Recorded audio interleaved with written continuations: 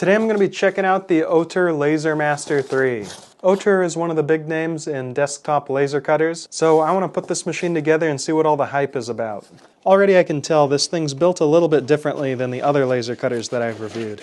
It seems to be built into these nice little blocks. Let's put this thing together. The fasteners all come in this nice little tool storage bin, and here's the instruction manual. Let's flip past all those safety warnings and get to the assembly. So it looks like we feed this wire through the inside of the extrusion here. Then I'll slide on this gantry, just like so. Plug in this little cable here, slap this back on, just like so. Alright, so here's the whole setup. It's all finished now. We've got the assembled laser cutter. On the right side here, I have my fume extractor. So I turn that on. And that's sucking air from inside of this enclosure, and it's filtering it. So that should get rid of a lot of the smoke that's being generated when I'm running this laser cutter. On the left side I've got my air assist. It's a little annoying sounding, but it blows air onto the part that's being cut, and it accelerates the burn rate of any materials that you're trying to cut. It basically makes it so you can cut through thicker material, and it clears the smoke away from the cut area. So your parts won't have as much smoke deposited on them, which shows up as like little black wisps. All of these external accessories were provided by ComGrow. They sell 3D printers, laser cutters, and accessories, so I want to give them a big thanks for providing all of this extra safety equipment. And when I've got this all closed up with this amber colored window, that's going to block a lot of the laser light, which will make this thing even safer to use. If we look at the bottom, I've got this metallic mesh thing, so I can set my wood parts down on there, and I don't have to worry about it cutting through and damaging my table. It also provides room for the air to blow through the cut, so it'll help evacuate more of the smoke and provide a cleaner cut overall. So let's get this thing fired up and cut out some material. I've just plugged in my laptop to this laser cutter. Lightburn is definitely my software of choice when it comes to running things on a laser cutter, just because the interface is so snappy and everything's super easy to use compared to all the other alternatives I've tried. So right now I'm just going to turn on this laser cutter. Okay, it didn't turn on. There's an emergency stop switch. You just want to rotate that. Okay, with that emergency stop switch deactivated, I can now turn the laser cutter on.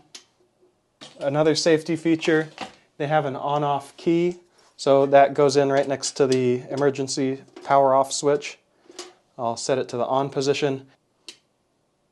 You got to press and hold it to turn it on. Okay, there we go. That's actually a good thing because it's extra safety measures. So someone who doesn't know how to use the machine can't easily turn it on. And now it says ready to use. So I'll see if I can move the print head around. I'm going to take this piece of wood and just put it in here.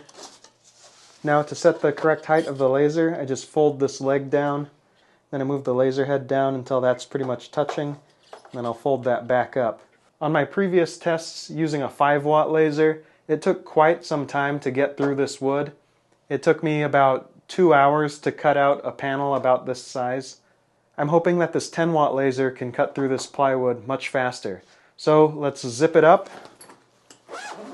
I'm going to turn on my fan here. So that's sucking the air out, and this is actually trapping a bunch of the smoke so I don't smoke up this whole room while I'm printing. Then over on this side I have my laser air assist. So I'm going to turn this on to maximum. And that's just adding some extra air to where the laser is shooting. And this should help me cut through things a little bit faster, so improve the print quality and speed and just make it better all around. So the first thing I'm going to cut out, I'm just going to draw a circle here for pine board. 100 millimeters per minute at 100% power, 2 passes. And if it can cut through that in 2 passes, I'll be pretty impressed. Alright, so let's give this a go. I'm going to hit start, and it's going to do 2 passes. It took about 6 passes to get through this wood with a 5-watt laser. So if I can get through this with the same settings in 2 passes, that'll be over double the speed. So that's a nice improvement.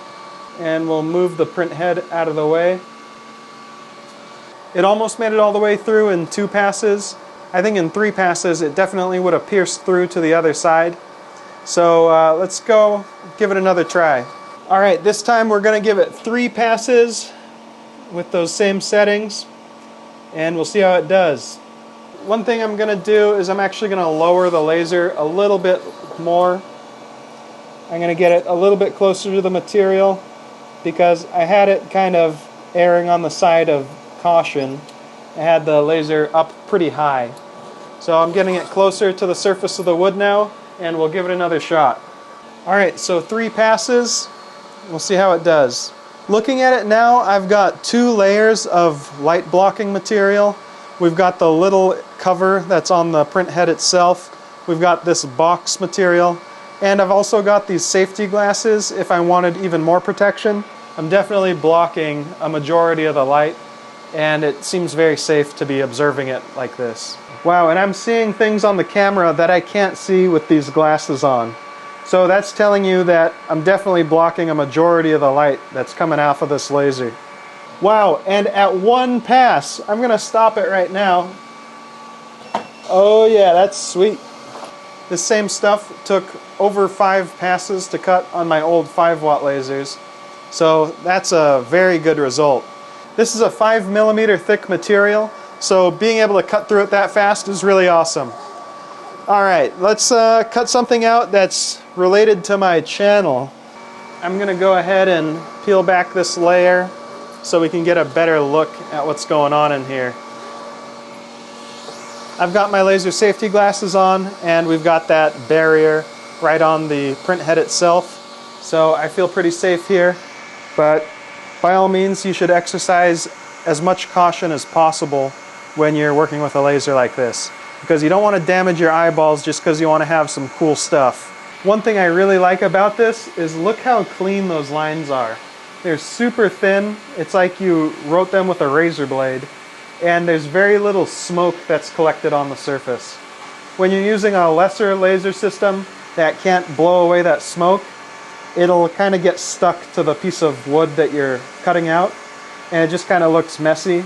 With this, we're evacuating that smoke so quickly that you're not ending up with issues like you see on this board.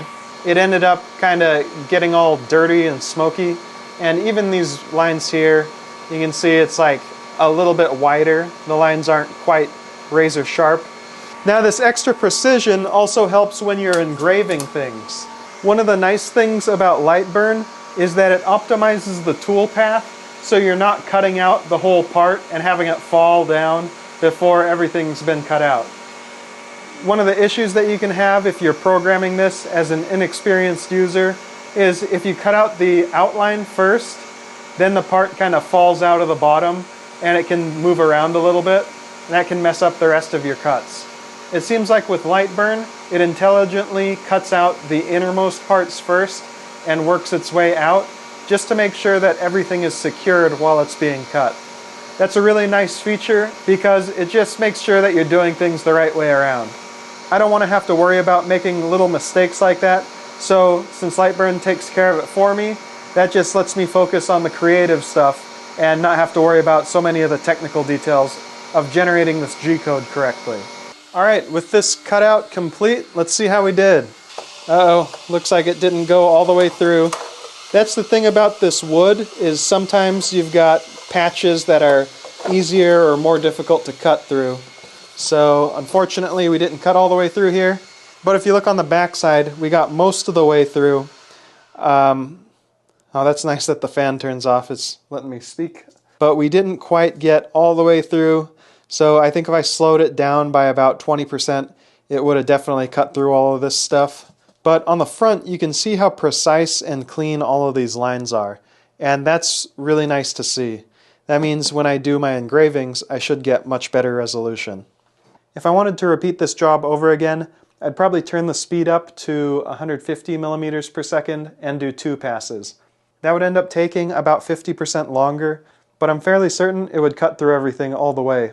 That's just some tuning that you'll usually have to do with these laser cutters. The next thing I want to try out is this steel plate. I want to see if it'll engrave my logo into this. Now this is steel, and one thing that you might know about steel is it's a metal, and metals are reflective, so you definitely want to be taking extra safety precautions here just to be safe around this laser. But I'm going to start up the job and just press go. This doesn't look as impressive. You can kind of see the outline of what I was cutting, It's pretty faint there, but you can see it definitely did something to the steel. And we'll run the same thing over again, except this time I'm going to do a rastered image instead of an outline. So let's give that a go, and we'll see how it turns out. I'm going to go ahead and close this up, just because I want my fume handler to be sucking up all of those fumes. And this is just a plain old piece of steel. There's no coating on it or anything. This is just like an oxidized layer from it just sitting out. So that's pretty cool. We can engrave and mark steel. And any painted metal you'd have no problem engraving, because this will burn away the paint and leave behind a nice shiny finish. Alright, and I've got one more project in mind for this laser cutter slash engraver, and that will be to cut out another logo of mine, just a little bit bigger and nicer. So let's go ahead and press go.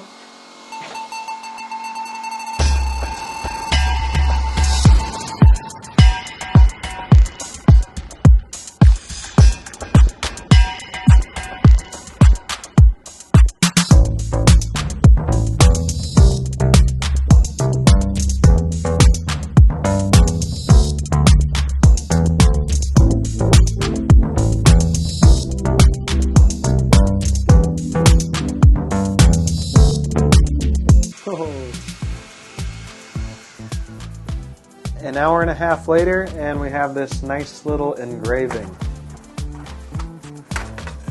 Looks like all my cuts went all the way through. These lines didn't match up perfectly with the engraving. That's my fault. I didn't match them up perfectly in Lightburn. If I would have spent a little more time getting that just right, it would have looked a lot better. I think it would look fine if I left it like this, just with these two different colors. But I want to add a nice high contrast look to this, so I'm going to actually spray paint these. I'm just going to go ahead and color these darker pieces in with Sharpie so that it's kind of like a matte black, and I still see a little bit of the wood texture. So I'll just make sure to scribble all of this in. You can see it maintains that wood texture, but it just looks charred and really dark. I kind of like it. And it matches the burnt edges of the wood, so I don't need to color those in. We'll just go ahead and Sharpie everything.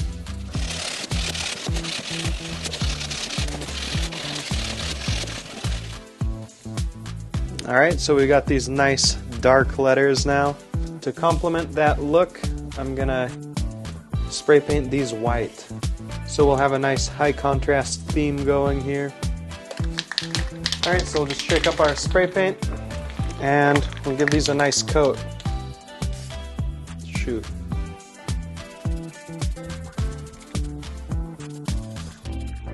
The other thing I want to show you is that these parts clean up pretty nicely with a bristle brush. You see these black edges? Well, if you just hit it with a brush a little bit, you can get it to be clean, almost like a bare wood surface. This is much cleaner than the black charred area over there. So you can just hit this with a bristle brush. So this is the B. Make sure to get the bristles in your B crack and your B, the things inside of the B. These two things. Yeah, I've got these nylon bristle brushes on Amazon, and they work really good for this kind of thing. You could use a toothbrush, but these are much cheaper, and you won't mistake these for something you want to put in your mouth. They're pretty nice. Get your B crack all cleaned up. Get the round parts of your B all clean. These flat edges, it just completely transforms them. Makes them look a lot nicer. And getting rid of this charring helps it from being transferred to places that you don't want it. So for instance, when I'm installing this together with the white pieces that I've spray painted, I don't want this black charred stuff to rub off on those pieces. So I'm just going to wait for this spray paint to dry, and then I'll assemble it together with my black wood pieces. Everything has had a chance to dry overnight, so this paint is a little tacky still, but it's pretty much dried. So I'm going to put this together and see what it looks like. I'll just be holding it together with some blue tape.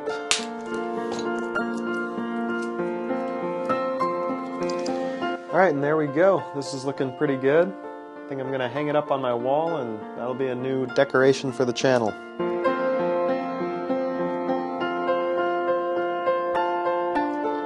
I'll just set it up right here.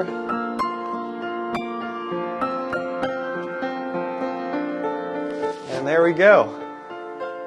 Looks pretty good. What do you think?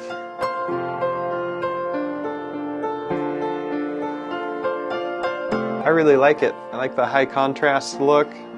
Got that matte black and glossy white. It's a pretty sweet little logo there. So I'll just probably keep that up on my wall for future videos. And if you watch this video, you'll know it came off of this machine, the Ortur Laser Master 3. So I want to give a huge thanks to Ortur and Comgrow for supplying the machines I used in this episode. This Ortur Laser Master machine is one of the nicest laser cutters that I've ever used, and I'm going to go over some of the features that make it much nicer than some of the cheaper, more budget-friendly options. First of all, this metal frame is super nice. It encloses all of the cables and belts, so you don't see any of those exposed when you're using this machine. Make this machine a lot nicer. Ortur sells their own accessories, so you can buy them through them as well. But this setup has seemed to work pretty nice for me so far. The one thing that I really want to know, though, is this enclosure fireproof? Because there's a hazard that whatever you're cutting might catch on fire. So having a flame-proof enclosure would be really nice, because that's going to make sure that the fire doesn't spread.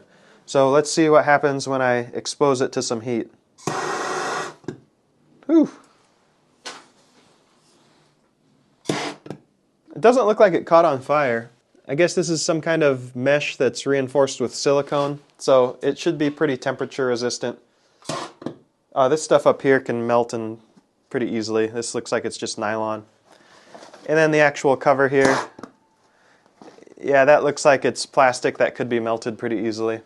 So this isn't a super safe enclosure, but it's definitely going to keep the laser light in and also help manage the smoke. So, I mean, it's safe in that regard, but I don't think it's going to provide that much flame protection.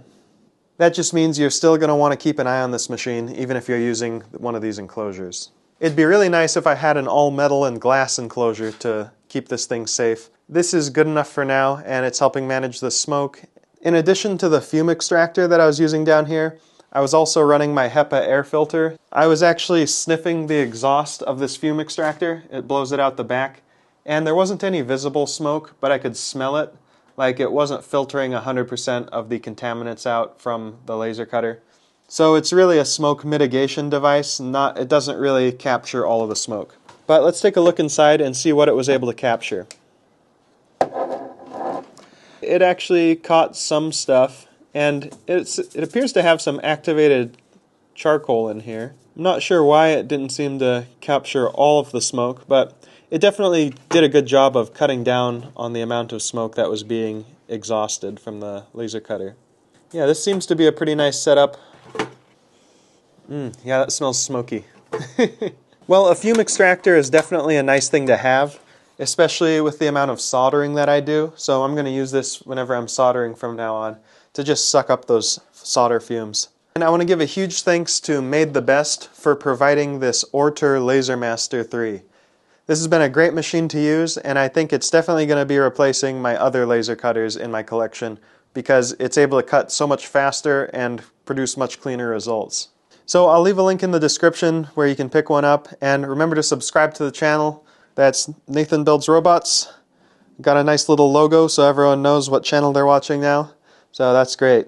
Alright, well, thanks for watching this episode, and I'll see you in the next one.